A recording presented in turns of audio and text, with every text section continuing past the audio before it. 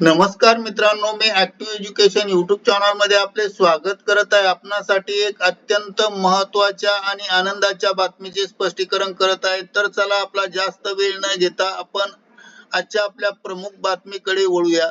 मित्रांनो, आजची आपली ब्रेकिंग न्यूज आहे. तर 19 डिसेंबरची खुशखबर, आताच्या घडीची मोठी बातमी. राज्य कर्मचाऱ्यांना मिळणार 3 मोठे आर्थिक लाभ, थकबाकीसह व फरकासह अदा. या संदर्भामध्ये स्पष्टीकरण पाहूया. नमस्कार मित्रांनो, पुन्हा एकदा आपले हार्दिक स्वागत.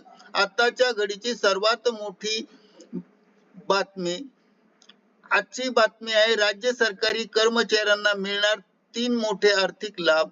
राज्य सरकारी कर्मचाऱ्यांना कोणते 3 आर्थिक लाभ मिळणार हे जाणून घेण्यासाठी हा व्हिडिओ सुरुवातीपासून शेवटपर्यंत कुठेही स्किप न करता आवश्यक व हमखास पहा. चला तर करूया आजच्या ब्रेकिंग न्यूजचे स्पष्टीकरण पुढील प्रमाणे.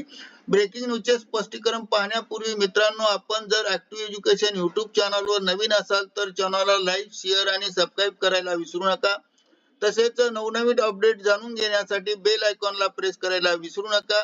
ही बातमी अत्यंत महत्त्वाची आणि कामाची असल्यामुळे आपल्या मित्र परिवारांना शेअर करायला विसरू नका आणि लाईक करायला सुद्धा विसरू नका. तर चला पाहूया ब्रेकिंग न्यूजचे स्पष्टीकरण.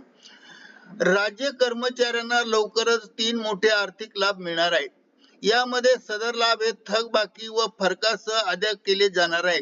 लाभ क्रमांक 1, केंद्राप्रमाणे 58% दराने डीए.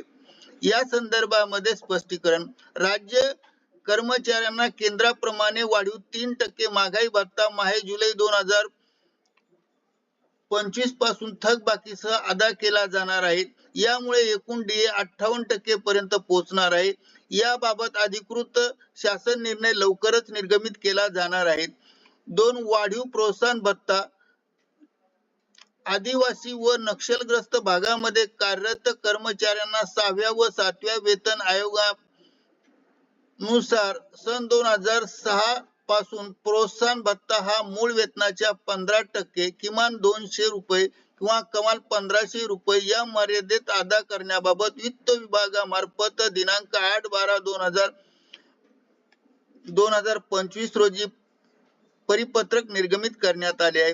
सदर आदिवासी व नक्षलग्रस्त भागामध्ये कार्यरत कर्मचाऱ्यांना सन 2006 पासून वरील प्रमाणे प्रोत्साहन भत्ता थकबाकी फरकासह लागू करण्यात येणार आहे व चालू वेतनामध्ये कमाल 1500 रुपये या मर्यादेत प्रोत्साहन भत्त्यात वाढ करण्याचे निर्देश देण्यात आले आहेत. लाभ क्रमांक 3, सुधारित वेतन श्रेणी. दिनांक 1/1/2025 पासून केंद्र सरकार प्रमाणे 8व्या वेतन आयोगानुसार सुधारित वेतन श्रेणीचा लाभ अनुदय केला जाणार आहे. सदर 8व्या वेतन आयोगात प्रत्यक्ष लागू होणार आहे.